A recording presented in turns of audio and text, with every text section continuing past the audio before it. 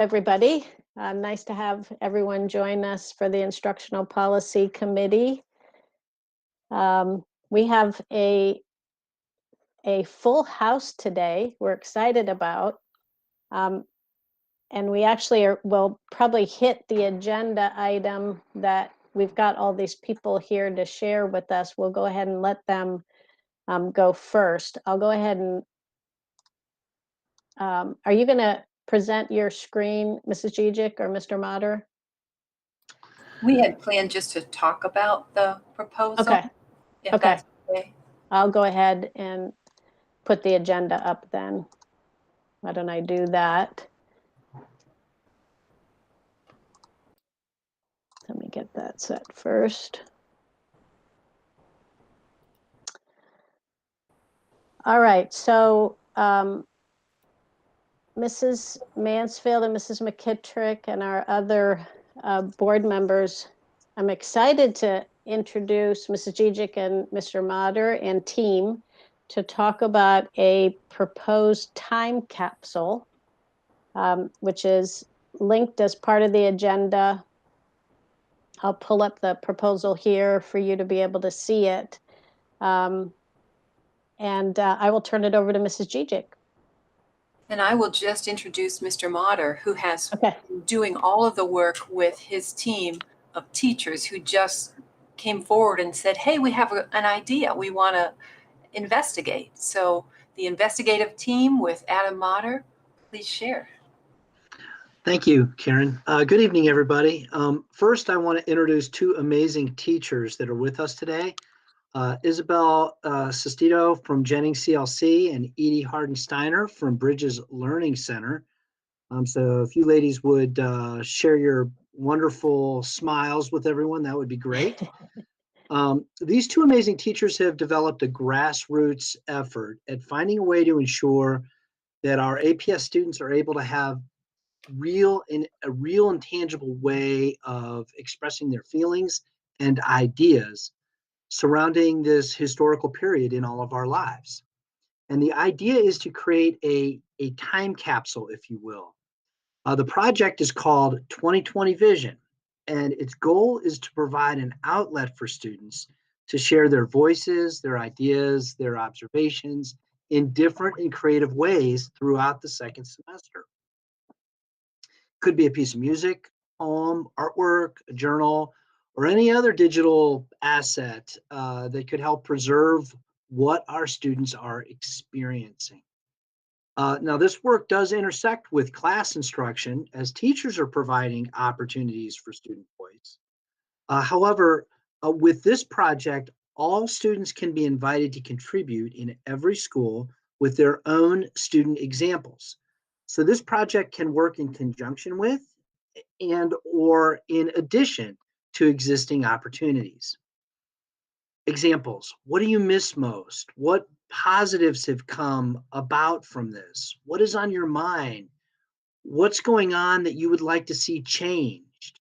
These are examples of the types of prompts that allow the students to share their voice. And each school can house their student voices, and a variety of examples from all of our schools can then be selected and curated to form a district-wide time capsule. Our time capsule will be digital, and we are working out how to ensure its preservation with Google for over 25 or even 50 years. Unlike a traditional time capsule, ours will not be buried or delayed in opening. Instead, it can be an outstanding teaching and learning primary source collection after this national pandemic is over. Lastly, one of the core elements to this project, it's very important for Edie and Isabel, is that we will be following through with each school to get people involved at each site and to ensure that all students have multiple opportunities to participate in some way. The goal is to seek out those students who many times do not have a voice and lift that voice up. This further allows students their own sense of identity, and it builds our sense of community in a positive way. This is the focus of Edie and Isabel's vision, and it is pretty awesome. So with that, I would like to turn it over to Karen and Dr. McWilliams-Woods in case there's something I missed that needs added. No, I think you covered it. Thank you. Edie and Isabel, do you want to chime in for a minute on the importance of this project from your perspectives? Sure. I think for the students that I work with, that I have the privilege to work with at Bridges Learning Center, that music writing has been a powerful way that my students have been feeling connected to not only themselves, not only other classmates, but also feeling connected to the community. And in this time of social isolation, they've really had the opportunity to build trusting relationships with each other and really talk about their feelings and emotions. Thank you for considering this project. I would second that. It has been really important for me to give my kids a voice. I work predominantly with our EL students in the North Cluster. They don't often get seen, so it's been really important for me to really stress that I want their voice to be heard, because especially for my students, this pandemic is a really big deal and it's really affecting all aspects of their lives. And I think that this project could be a really great thing for our community and to help us document such a monumental time period. So thank you. So any questions about, and you can read through their more detailed proposal that's linked. They just wanted to be able to share it with instructional policy, talk through it, get any feedback, and then we'll also, work through the superintendent in terms of kind of long-term archival process to make sure. The reason why this was a perfect night to talk about it is the themes that we have in our college and career academies, especially this middle school master plan. There's a whole section on student voice and lifting up and empowering that student voice, and why not, really hone in on that, which is why I was jazzed about this idea, was during this pandemic, especially, and to capture that and to be able to use this as kind of learning tools in the future is pretty cool. Ellen, I just want to jump in and say a few of the things that I love that I heard. I love the thought of the voice for the voiceless.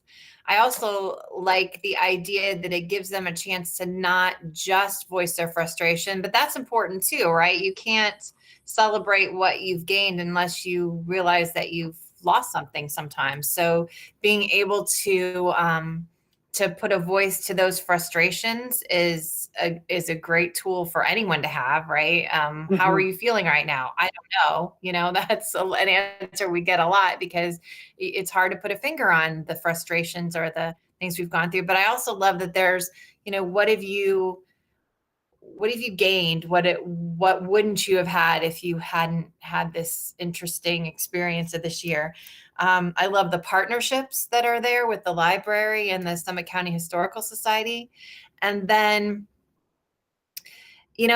I wish I had readily at hand the experiences of what it was like for students in 1918. Wouldn't it be really great if we had the ability to look at that right now and see, we know that they went on to do great things, right? But it would be nice if we could look back and see what that experience was like. So thank you guys for bringing this. I'm excited about it. It gets me jazzed. I can't wait to read along and see what comes up. Thank you. Sure. Ms. McKittrick? Hi, this is Val. I would like to reiterate a lot of what's already been said. I think often kids, they always have a voice, but they might not feel as though they do. And so anytime we can remind them of that voice and uplift them, I think that's a good place to start. And I also think that in all this COVID craziness, that for some of these kids, there has been some good to come out of it, and that we should also let them express that as well, because I think sometimes during all this, people might be afraid to feel joy, because sometimes the news we get is always so grim that maybe, oh gosh, maybe I shouldn't be so happy when things are so horrible. And so this will be a way for them to celebrate, no matter how big or small, but that there is still some joy to be had. That's a great point. Absolutely. And I like the way it's structured that way, that it can be, sometimes I've even noticed that we, as adults, we sometimes tend to focus more on what we're losing during this pandemic. And I think the youth could probably help us see the different ways that it's actually brought, just like Edie and Isabel were saying, that it, in a lot of ways, it's helped bring people together, and the kids helping each other in this remote environment. Everybody's talking about that, and how some students are, really excelling in terms of the relationships that they're building, not just with faculty, but with peers. So that's very cool. So thank you, Adam and Edie and Isabel. We Hey, appreciate Ellen, you. if I Yes. could just Oh, link, I'm sorry. if I could link Yes. for a second. So just Sure. want to sort of echo the earlier conveyed sentiments of my colleagues. So first, secondly, I want to commend you on your avatar game, because these avatars and pictures that you all have up are fantastic looking. I'm still trying to deal with COVID hair, so I'm going to come up with an avatar that has COVID hair on it. But listen, I'm super excited about this as well. I guess I had one question though. I think maybe it was you, Ms. Sestito, that talked about that this wouldn't be the traditional, or maybe it was Ms. Gizik that talked about how this wouldn't be the traditional time capsule, and that we wouldn't be waiting 25 or 50 years to open it. I find that intriguing, because so is the goal then to have this as something that so it's recorded now, and then every year, moving forward, you'll look back at that year and say, okay, here's how things changed in 1 year, and how things have changed in 2 years, and now 3 years, now that we're moved from this time capsule, and what's changed since. I guess my question is are we gonna, so if we're not gonna do the typical 25, 30 years, how often are people gonna have access to seeing it then, I guess is my question. And I'm not, there's no right or wrong answer. I'm just curious as to how you guys want to use it. So although it can evolve, right? The original intent is that students and teachers and staff would have this a long period of time, the second semester, to think about ways they want to document their voice. And then at some point late in the spring, we would probably close it down and begin the process of curating and organizing the voices in a way where someone could go and find things. Maybe it's based on theme, maybe it's based on school, maybe it's based on age level. But it would be curated and organized for that purpose. It typically, in a traditional time capsule, you bury the thing for 25 years or 50 years, and then you dig it up. But we would dig ours up maybe next fall, so we could say to, what were kids thinking at this school last year when everything was remote, or that type of thing. It would have that primary source feel that we could use right away. But the thinking is we would probably close it down at some point, maybe by the end of the school year or late in the spring. Gotcha. Thank you. I appreciate it.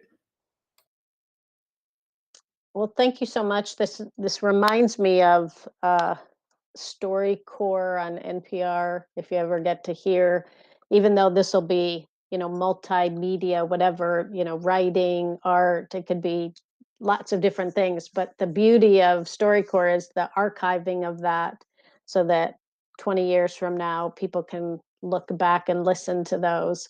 So I can't wait. At some point, we should have some kind of ceremony at the end when we close it, and maybe showcase a few of them for the board. Hopefully we could do it at a board meeting if the board members are okay with that.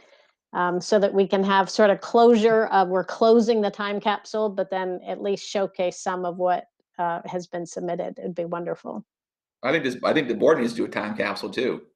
My God, this has been a tumultuous year for everybody. Can the board do a time capsule? We can watch back in the year. I mean, or 6 months. So that's true.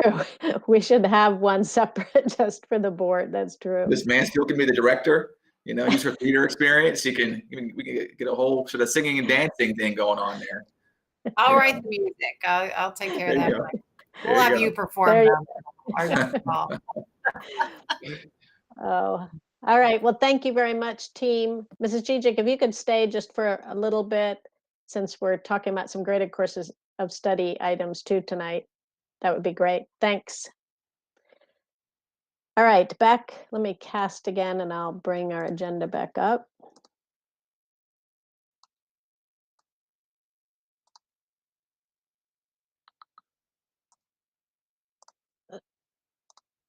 So on our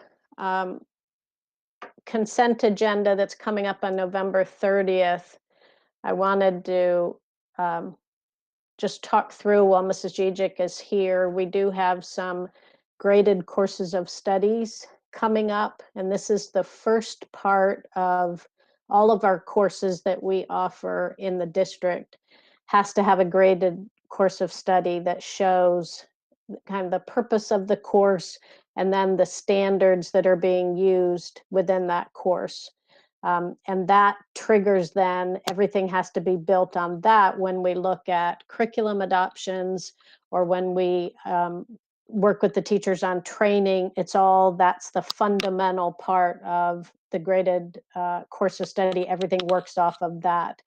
Karen, do you want to just talk through the three or the two major areas, the media, technology, and broadcasting? That's part of College and Career Academy. And then talk in particular about the computer science, since that's an important addition for us. It is, and it's an addition at the state level. So in 2018, the state commissioned a group and directed them to establish a K-12 computer science graded course of study. So we have taken that and we're implementing it in Akron Public Schools. We're asking for the adoption of it. The state looks at computer science as a foundational skill now, so that emerging technology really starts in kindergarten. And we see it as being infused in our kindergarten experience in our libraries. When we think about makerspace, it's really so much about the graded course of study around innovation with technology, and it falls into the computer science. In computer science, they have some strands, just like reading, writing, speaking, listening strands in language arts. In computer science, it's computing systems, and they talk about devices, hardware, and software at the kindergarten level because it's a part of their everyday life. They practice troubleshooting, and kindergartners can do that, first graders, for each other, and sometimes for adults. You will see them help others. And then we put it into the math as an addendum because we see a lot of math and science in computer science. And it will fit naturally with the graded course of study as a compatible document to our mathematics. So at every grade level, we will be infusing computer science, but strategically at our middle grades and high schools, and especially at the I Promise School and our STEM schools. We see these particular courses taking root and then being able to be generalized to our other schools. So we're asking for the board to consider the computer science and then broadcast and media literacy for our middle schools moving forward. Any questions about, and on the document that's linked here for the graded course of study, there's a number of resources. I was just showing you the actual state standards for computer science. But this is kind of the first step. The graded courses of study are always the first step that you got to hone in on what is our purpose and what standards are we aligning to first.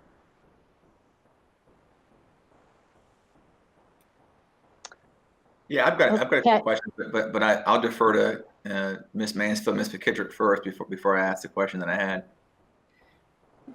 My only question was, can you just off the top of your head, because I didn't prep you for this one, how many of our schools in I hate normal times, or I heard on the radio today, people are calling it the before times. How many schools do we have that have students who do the broadcasting, like of the announcements and things like that? I've been to quite a few that do them either by video or over, traditionally over the loudspeaker. Do we have any count on what that might look like from a district-wide perspective? Are you talking about like pre-pandemic, how many do some kind of morning announcement, either visual or, I don't have a count for it, but I would say the vast majority do some, especially elementary, do some type of broadcasting type system like that. Some went to visual. Yes. Yeah. With students running that. Okay. Yeah. It's secondary. I'm in the building and I get to hear and see those. It's fantastic. Right. It's another one of the things that I miss. Yeah. Yeah. Isn't that the truth? Dr. Hall, you said you had a couple questions? Yeah, thanks. So my first question was, and again, this is more clarifying for me, but the rollout it would start, you said at 2 schools, was it the STEM school and the iPrimus school? And then you said it would roll out more generally at other schools. I guess I wasn't sure what that meant when you said roll out more generally. What does that look like? So I'm happy to clarify that. So it may not be a specific class, but in every middle school, we have makerspace opportunities in our library. So whenever students come in and they are engaged in the library, it's more purposeful and strategic. There are specific objectives. It's not just free play or, hey, go try that. Try this because, and here's the reason that we're pushing you in this direction. Here's the learning standard that we're addressing with our makerspace and within our libraries. It's also coding, so that within a math class, they may do a unit on coding. They may not do an entire computer science course, but they may do a unit on coding that doesn't fit exactly under math, but it is more likely to fit under math and computer science. The objectives, when you go into a building and you hear morning announcements, there are reasons why we are having students make the announcements. We're asking them to prepare to a topic, to address an audience. There are learning outcomes that are all about the work. So for now, there's a specific request at the I Promise School, because the I Promise School has a unique partnership with a news agency, and they have a studio there. So for the very reason that we can provide hands-on opportunities to broadcast communication to that group, we are launching this course of study there. And then we always look to scale best practices across the district. So is there a timeline that you're envisioning that you would be that you're working under, preliminary or otherwise, for what that for what that sort of rollout would look like to other schools? And I just ask because, again, it's, this is an incredible opportunity. I'm just sort of wondering, sort of how long we think it would take to be able to roll it out to additional schools in Akron. So I think we would really have to study the impact at I Promise and then the scalability, because I don't know that everyone will have a community partner that will put a news studio, but they all will have some technologies that they could use to broadcast news or make their own news or remote in to that studio and have that kind of an experience. So it's in the proving stage now, with a course of study that really just came on board at the state level in 2018. So ours is now moving forward following that. And the other thing that Just one thing real quickly. The other thing that we just added and expanded at the middle school is all of the digital literacy courses that we've been infusing as part of our College and Career Academy transformation. So that's been our focus, which is some of the same standards that you're seeing here in the broadcasting and media technology. A lot of that is just digital literacy skills. So we've been heavily focused on the digital literacy and expanding that and making sure that's equitable across the district. This is kind of, this will be something that we'll have to look to see where we could fit this as we go.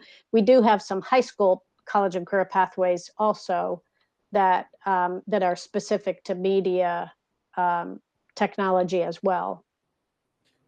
Gotcha. So I saw the media space at I Promise School. Probably I think it was last month now. Would we ever bring in students from other schools that could then use that space as well? Or is there some sort of operational prohibition against doing something like that? I wouldn't think so. Yeah, and I think we also have a unique media space at Ellet with a live broadcasting radio station that Mr. Bruno is always open to having us have students and interns and great experiences for all students. I think that's where we would definitely lean towards, because then the high school kids, that's our experts, and then they can really train and work with the younger kids. Yeah, for sure. Yeah. Okay, great. Thank you. Appreciate it. Mm-hmm. Thank you, Mrs. Gijic. You can probably, I don't think we'll need you at this point. If you can certainly stay on if you'd like to, or you can click off as we go into these other topics. Well, hey, so I'm sorry. So just one quick question here. So I'm sorry, I have one more. So I'm seeing the numbers in here. So what's the anticipated sort of spend that we would be engaging in to sort of go down this media and technology pathway and also the computer science pathway? Are there additional expenditures that are going to be incurred there? And is that laid out anywhere for us to look at, or is that going to go to finance to look at next? So at this point, we are using our existing materials.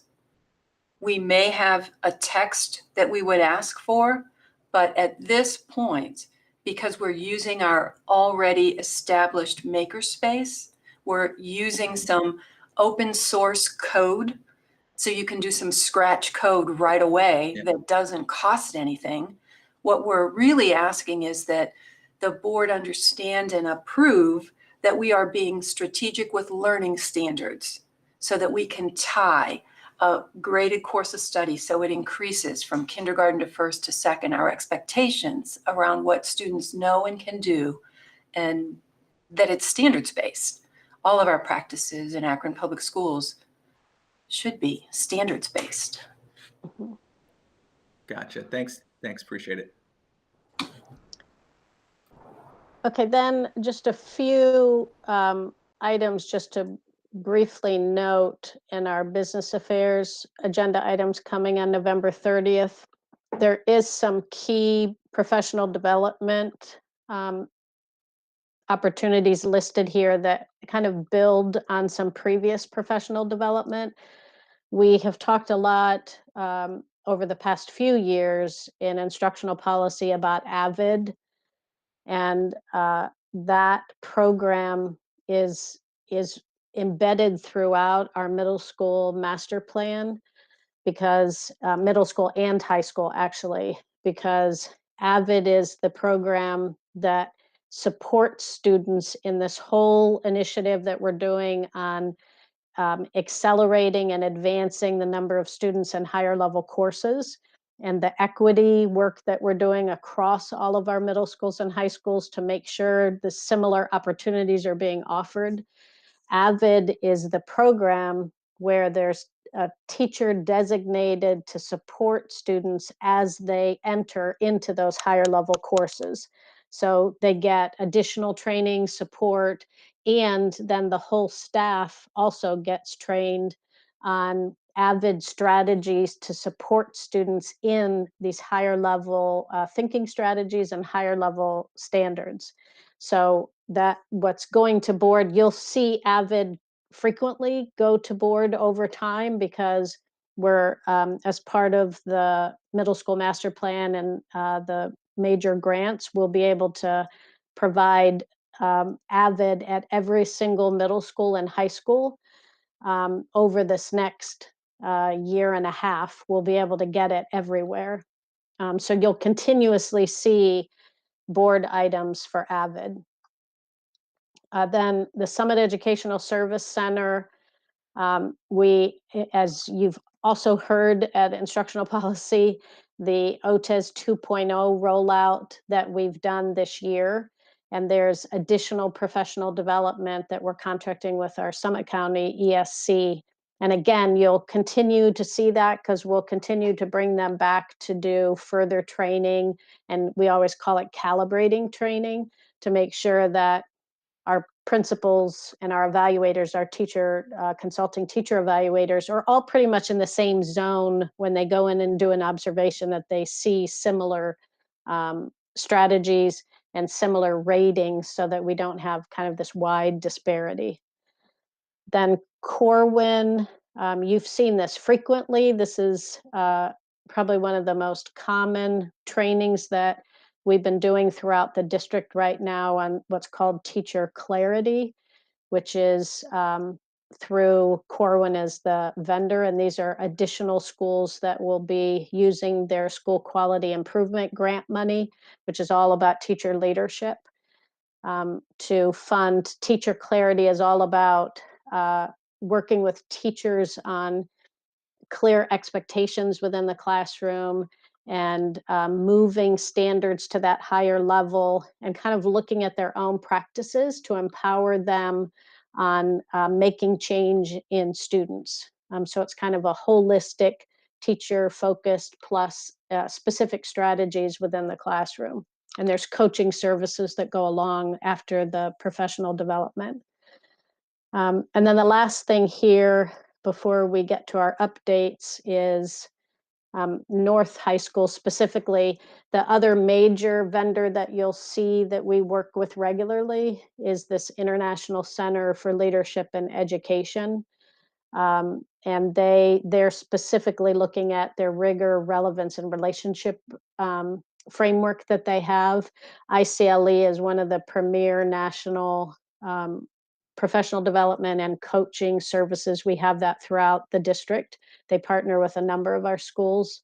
And again, that's all through the School Quality Improvement Grant money, which is from the state, that is exclusively focused on leadership development in our teachers, not just technical curriculum kind of skills. It's more leadership development. And you will see that ICLE frequently come through for each building as they're contracting with them.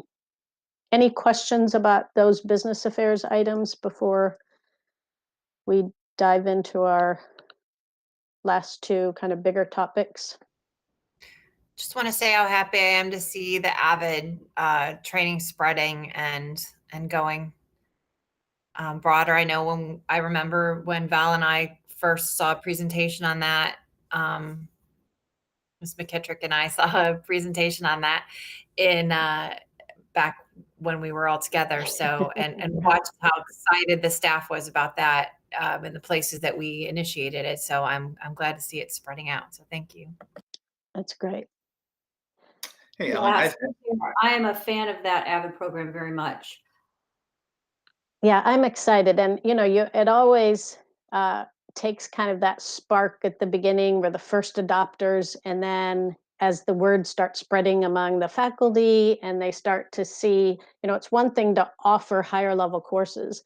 It's another thing to support students in that accomplishment, and giving them the skills, like the study skills and the peer support and peer motivation to sometimes push against some of that peer pressure not to take the higher level courses. So all of that is built into the program. So it's just outstanding.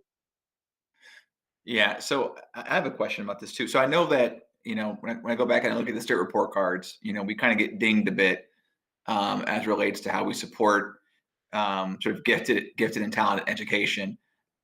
Is this a program that is going to sort of help assist in that particular category? This program, because of the whole school approach, it helps all students who are pushing themselves, and faculty are pushing kids into those higher level courses. So that would certainly include gifted and talented students. The support class and that study skills and the teacher that's trained to support the students, that's geared towards that underrepresented students who have not already been tapped as the gifted student who should all be in all the honors or AP classes.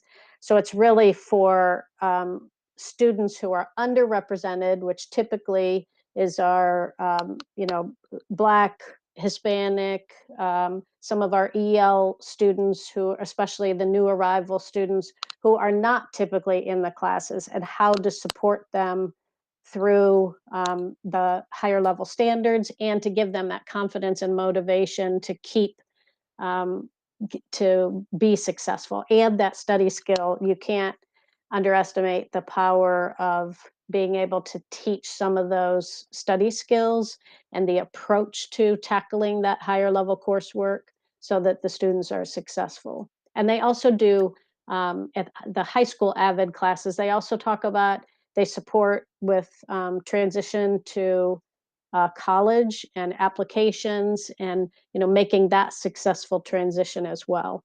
But we're going to be able to provide it both at the middle school and high school level. Okay. Thank you. Mm-hmm.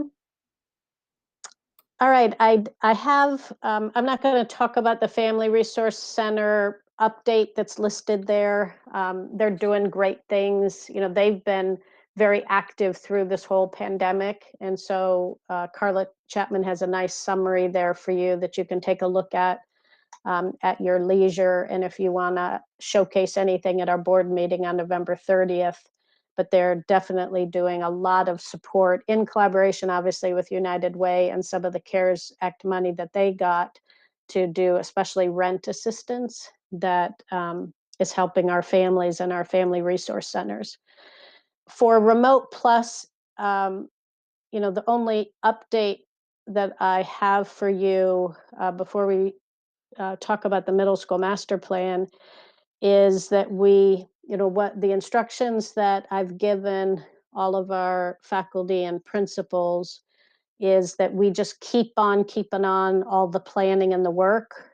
They were able to breathe a little bit, to have an extra couple weeks to really work in their professional learning communities to identify the students and make sure that there's a plan in terms of what types of support they'll need during the intervention periods that they'll have for Remote Plus. Our target, hopefully, is to start January 19th, which starts our second semester, which will give them the rest of the time, these next few weeks, to be able to finish that planning, finish the scheduling, securing, making sure they're very clear in terms of the volunteers. And then we'll wait for the superintendent to kind of give that go ahead as soon as we get back after winter break. And then we'll start contacting families. So, we'll all have to keep our fingers crossed that we don't get further surge and that things calm down by January 19th so that we can start to bring students in for the intervention. So do you have any questions just about the new time schedule for that? No, I think it makes complete sense right now. I think it's, I would be lying if I said I'm not disappointed with where we are and that we're not going to get some of these folks in, but it would be irresponsible at this point to take the risks. I was talking to someone today and we were talking about the numbers in Summit County, and they have kids in school, and I was talking about how can you imagine what our numbers might be if our 21,000 students and our 5,000 staff were also 5 days a week. I mean, who knows where we could be, and what we've possibly prevented, but it doesn't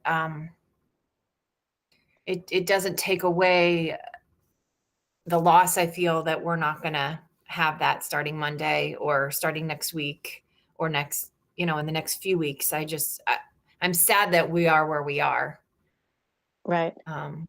But I don't think it's for anyone's fault. So I hope folks are safe over Thanksgiving and are careful and. Yeah.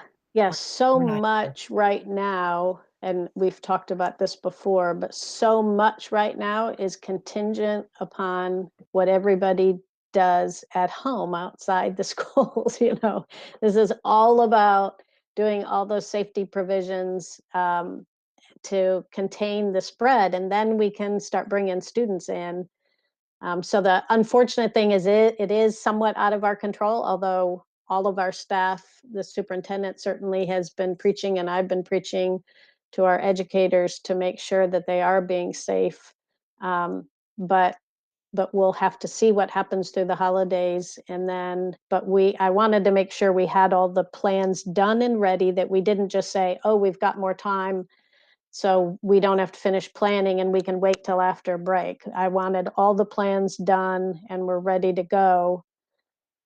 We do have some gaps that we're going to have to fill and talk about. Dr. James sent some of the information to you, and we'll share that at the board meeting on November 30th, because as we're talking about Remote Plus on January 19th, we also have to, on December 14th, at that board meeting right before winter break, is where the superintendent would like to have a decision there for second semester for our school model, because we'll be done with our second 9 weeks at that time. The second semester starts January 19th, so we'll have to have confirmed what our school model is at that point. And then now that's the same date to start Remote Plus, as long as you all decide on December 14th, that's the model that we're continuing with. So the timing, and we've talked about this before in instructional policy, it always comes up so quickly that as soon as we decide on a model for that second 9 weeks, we're already at a place that November 30th we'll start the discussion, and December 14th will have to be the decision. At least we'll be hoping that we can make that decision on the 14th, so that we know, because we'll only have 2 weeks when we come back after break before the second semester starts. So it's like bam, bam, right away. It will hit very quickly. It always feels very fast during this Thanksgiving to winter to second semester because of the holidays. So any questions about just that timeline, the plans? I kind of merged both topics in there for second semester decision for school model, and then plans for Remote Plus that were postponed till then anyway. I think it's going to be tough. And, and I would talk to board leadership. I know Patrick is here about, if we have to do specials, because I think it's going to be difficult to know what I just heard today, the governor said that the vaccine is going to hit Ohio. The first rounds of it'll start on December 15th.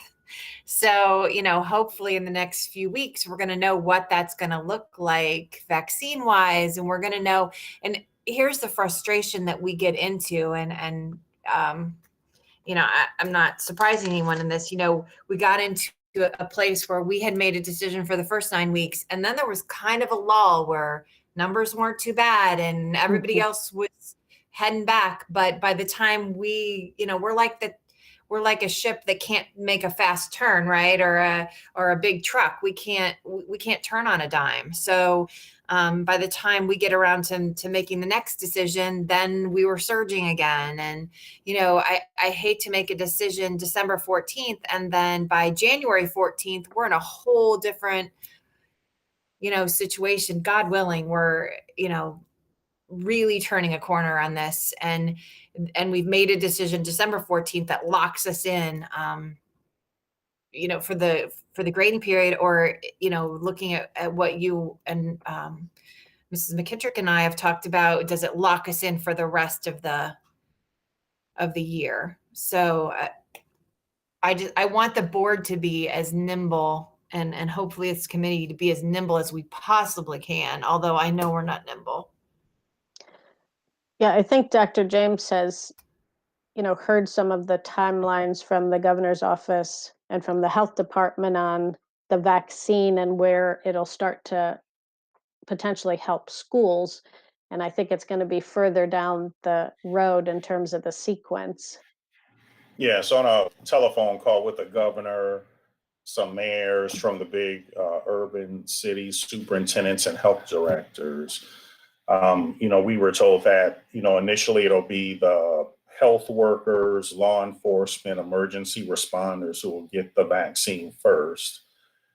Then it'll probably go more to the folks like seniors in those congregate settings, and then people with,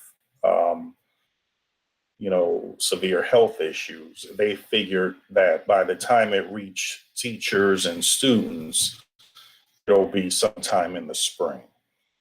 And that'll depend on how fast they can get, one vaccine, you have to keep it out, minus 1,000 degrees or whatever it is. And the dry ice people are happy. Then other ones, they don't need to be stored that cold. And then I haven't heard any information about its effectiveness on younger people. I think there's some hoops they still have to jump through. And I think they're really just trying to get to the frontline workers, in healthcare, emergency responders, law enforcement first. And then I think it'll be developing after. Yeah. So our impression, go ahead, Dr. Hall. I mean, the other thing I would just add to that, is that, once it finally does get to school age folks, right? I mean, there are folks out there who don't vaccinate their kids anyway, right? That won't even go get the regular flu vaccine. So there's going to be a whole headache about how do you mandate / require / suggest / recommend to staff and students alike about getting the vaccine. So what do we do if a student chooses not to get that, the vaccine? So, this whole, and then there's also have been criticisms leveled at Pfizer that the vaccine was not, that they did not include a significant number of underrepresented folks, i.e. African Americans and other groups in their testing. So are we going to see, higher rates of adverse, events and impacts on people of color because of the pool that this was developed initially for, right? So I don't think we're not out of the woods by any stretch of the imagination, just because there's a vaccine that is maybe going to be approved and maybe ready to go, and for certain groups of people. I mean, I'm in the military, so and I'm pro-vaccine. I'm afraid to get it, because again, I'm just worrying how rushed has this been, So my father's African American, so that's a part of my ancestry, and it wasn't tested in that group the way that the way previous vaccines have been tested. It should give people concern, and so I think the adoption of a vaccine once it's available, I think that's an equally sort of tough topic. So. Yeah, based on what Dr. James had shared with us from the governor, it sounded like at least through this third marking period, which gets us through March 19th is when the final fourth marking period ends. At least through that group, we're probably working off of the same information, same context, without an impact from the vaccine potentially by then. At least, maybe we've started to get the vaccine, but just to Dr. Hall's point, not to the breadth and depth that's going to keep everybody safe.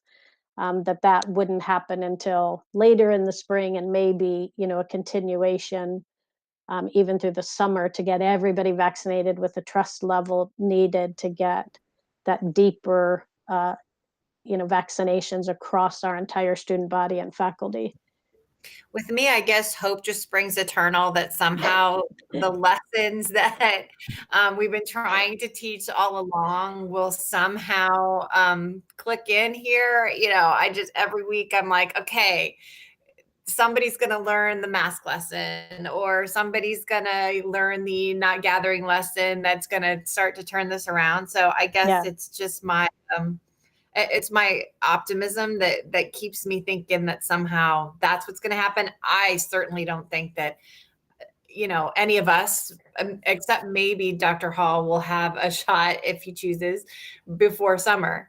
So unless you're in some risk group or something that I don't know about. So my hopes are still somehow pinned on knowledge.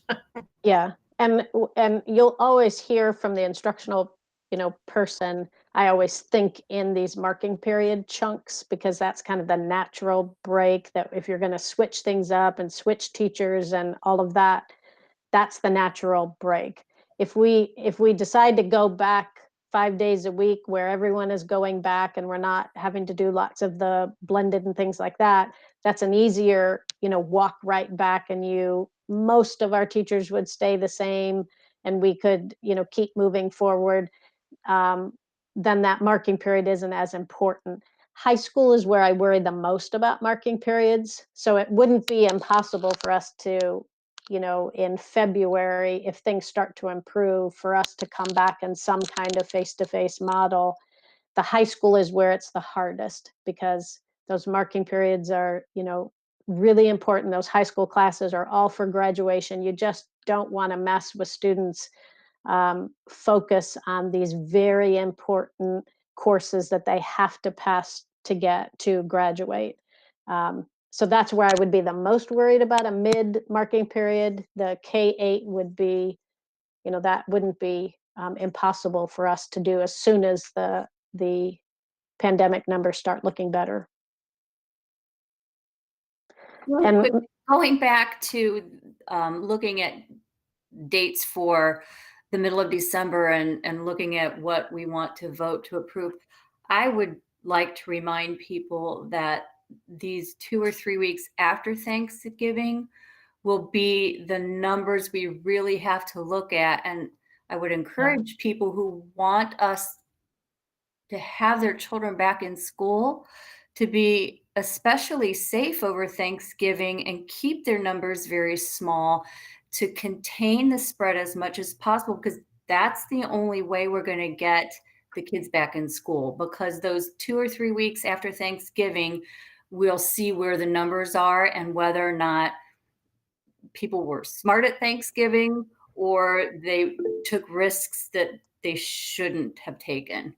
Because those numbers will tell us what people did for Thanksgiving. Right. That December 14th, Dr. James said the same thing. I think it was at senior staff this morning, that December 14th meeting, we probably we'll start to see whatever happened over that Thanksgiving and that impact, because we'll be, 3 weeks out from it, and we'll start to see it. And then we'll, each week we'll probably start to see any other impact, whether it starts to go down or whether it goes up at that point. I think that the important thing before we move on to the middle school academy plan, a final look at that, I think the important thing is for that 2 weeks after we come back from school, if we are going to switch anything beyond that remote plus, we would need, at least a 2 to 3 weeks, depending on what we decide to do, we'll need some runway to make that happen. And that's why that December 14th would be ideal, but obviously we can do a special board meeting, and we've already shared all of this with Mr. Bravo and talked during scrimmage a number of times about the timing for the second semester. But obviously, if it doesn't happen by December 14th, we'll just roll with it after we come back after that break. Everyone's back on January 4th then. So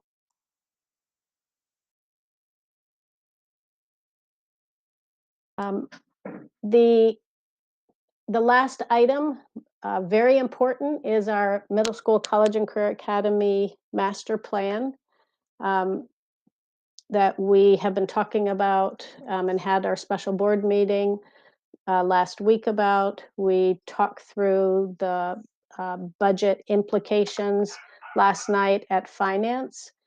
I have, I've got the key, let me cast real quickly here again, just to,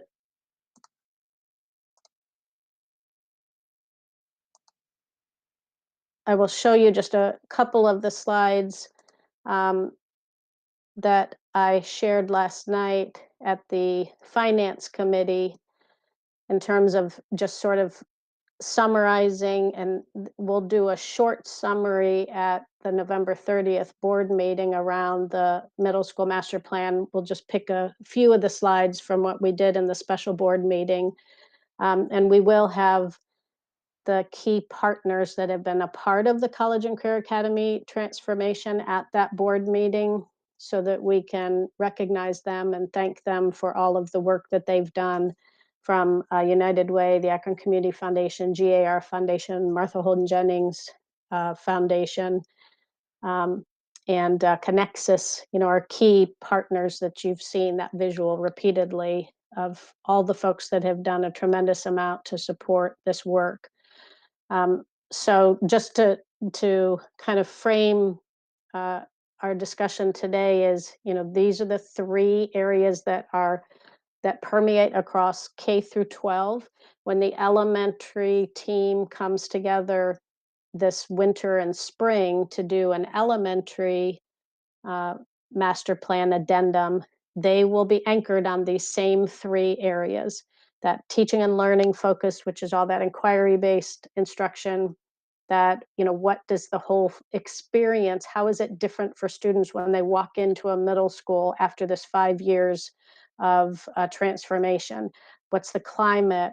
How do they feel? What are their experiences? What do they get to do hands-on? All of that is that middle secondary school experience. And then last is that family, business, civic engagement that for the middle school obviously is anchored all in our nonprofit linkages. So when we look at this timeline of this 5 years, the budget that we shared last night that I'll pull up here in a second is is across these 5 years of implementation. That 24-25 year is deepening and sustaining the strategies versus anything new in that final year. So really the budget is kind of anchored in the 4 years time frame. When we look at the 5-year forecast budget, let me actually pull it up because I already have it up here.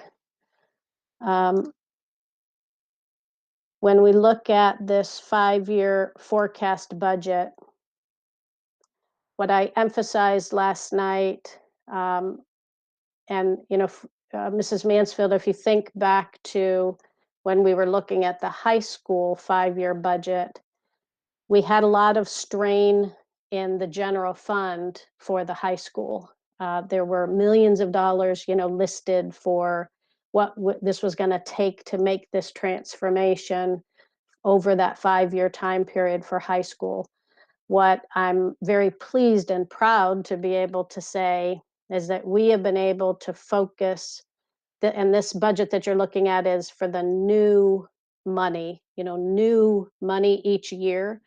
So what's coming in 2021, and then what the strategies that need to be funded in 21-22.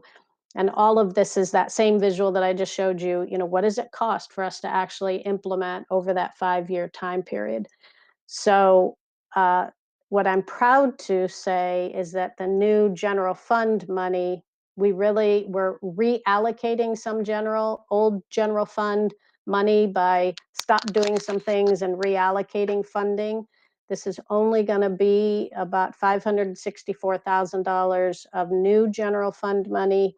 And we've even made a commitment. I have made a commitment that Dr. James frequently makes me commit to keep looking over this next year to find ways that I could even offset that $564,000, which is primarily staffing money, that I find ways to close other positions to cover that so that I can even draw that number down.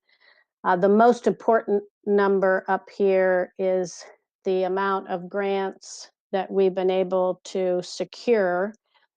And Mrs. Mansfield, right now, would you like to officially make the important announcement that this is no longer projected applications that we're praying and hoping that we get, but we can now confirm the funding in this over this next 4 years time frame? You're so funny, Ellen. We tried to get you to take the credit and just announce this. And for heaven's sake, between the two of us, we still haven't gotten you to Nope. to make the announcement.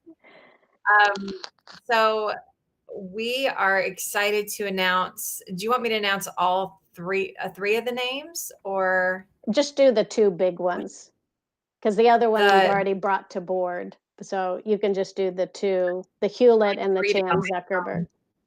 Okay. I'm trying to read it on my phone because it's small. That's okay.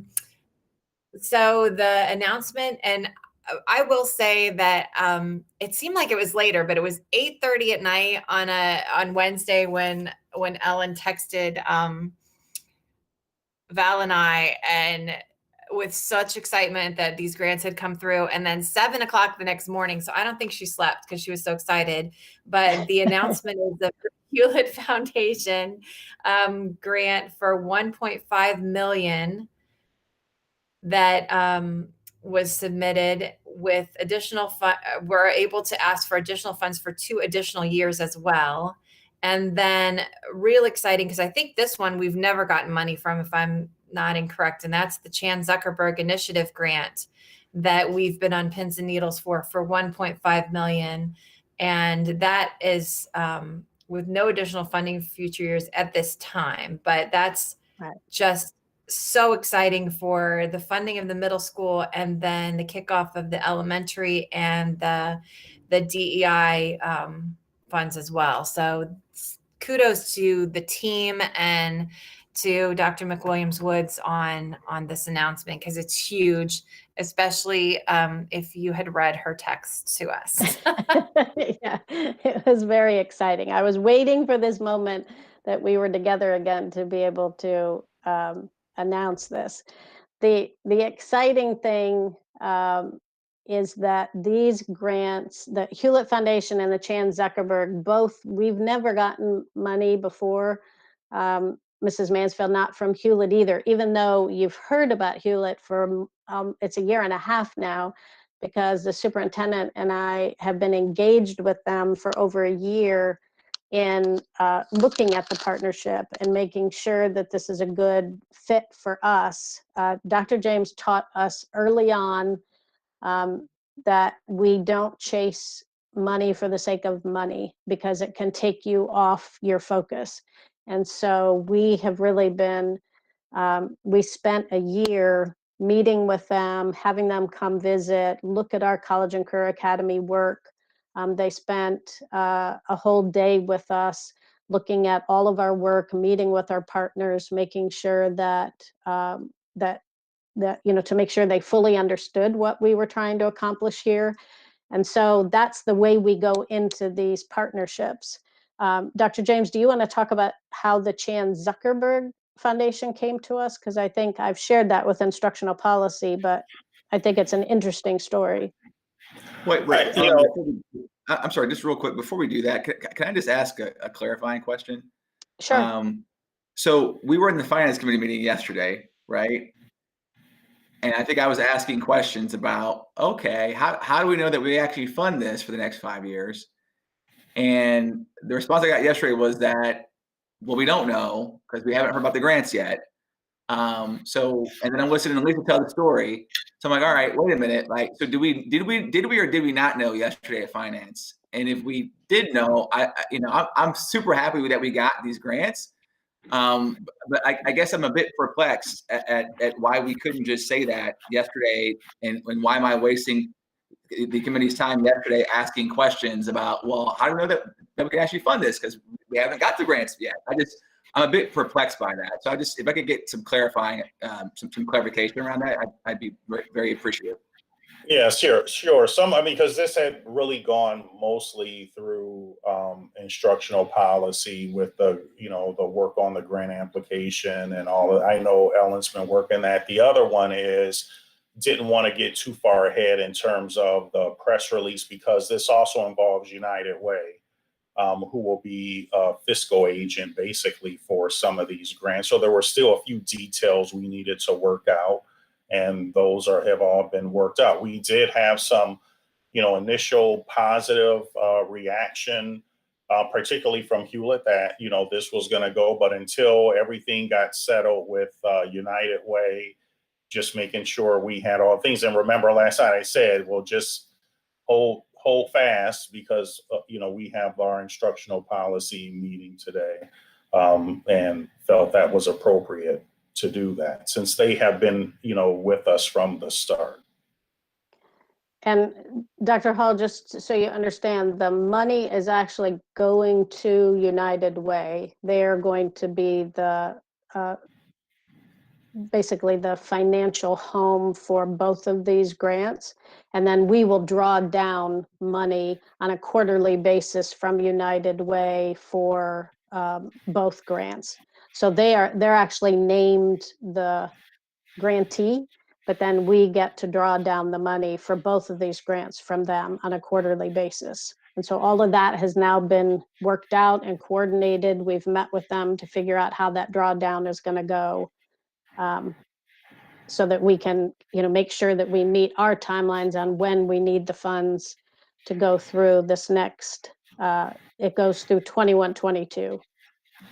It's actually it'll be a December to December timeline. So we'll get the money, we'll start drawing down the money in December and then go through the following December. So we're including this in our budget, even though we aren't the fiscal agent. Well, we're able to draw down the money. It's just going to come in a quarterly installment. So it will land in our budget. Yes. Okay. Yes. And we've done similar arrangements for other grants as well. And so I really have to thank Ohio Department of Education because they referred CZI to the district, and also I think thank the Martha Holden Jennings Foundation, who had an early conversation with Hewlett Foundation about the potential for a grant. So those relationships are, really important to us. So it was important what Mrs. Mansfield read. The part about Hewlett is December to December. That is almost exclusively middle school, with a little bit of reach to elementary. But what we can ask for $1.5 million for the subsequent year and the year after. And that's just, pending how we're doing. As long as we're doing well, then we can just re-up those grants for 2 more years after that.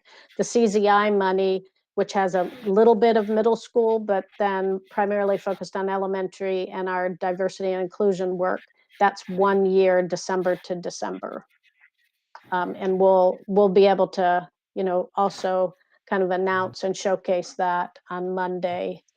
And this is the first time Dr. James and I were talking about it yesterday that we think we can't remember in our 30 years in this district when we've had these national foundations that are not somehow attached to Akron. You know, like the Knight Foundation is a national foundation, but there's roots here in Akron. That we believe this is the first time of this magnitude having, you know, $1.5 million from both of these foundations. So this is, you know, an important moment for us to kind of pause and celebrate and recognize that it's because of the work that this board has directed since this whole transformation for college and career academies. So a couple of things. So I know that we're short on time here, but so one, I've went back to my email. I can't find a copy of the master tactical plan that may have been sent out. So Ellen, if you wouldn't mind shooting, and you must shoot to the entire board. You know, a copy of that master plan. I'm not sure who does and doesn't have it. And then secondly, I know that there's some questions that Diane and I raised yesterday in finance that we'd like to make sure we have answered before this goes before the board on a vote on Monday. Because I mean, I think we'd like to have this done on Monday. I think we all want to do that, but we have some additional questions that we'd like to have asked and answered before Monday. So I'm just putting that out there as well, so we can get together at some point tomorrow or Friday or, you know, Monday. You know, it's kind of drawing it late, but I just want to kind of be transparent with you about that. And that's the crosswalk to show how we're reallocating budgets to pay, you know, that whole general fund piece. Yeah, so it was two things. It was the crosswalk, and then it was sort of understanding sort of what milestones we're going to have in place for each year to be able to evaluate whether we're spending the money in the way that we should be. You know, so the United Way may have some of that already done for us, being that they're going to be the fiscal agent. I'm assuming that they've got requirements we have to meet before they will let you draw down money. But again, we just want to make sure that we understand that sort of prior to Monday. Yeah, those milestones actually come from both Hewlett and CZI. We started, Dr. James and I met with them a week ago or so, I think, before we even knew about the grant. But whether we had been funded, they had us meet with they have contracted with a measurement and assessment group that's going to work with us to set those metrics and to, you know, what benchmarks do we have to meet, not just spending the money, but are we making a difference while we're spending the money? So it's both. Right. Yeah. Okay. All right. Any other questions about, and Dr. Hall, I'll just work with you and Mrs. Autry to find a time for us to huddle with the answers to those, or Sounds I good. can send it out to the whole board, you know, whichever. You can think about that and just let me know whatever you prefer, or both. I can send it out and then we can talk. Yeah, I think both. Yeah, let's go with both.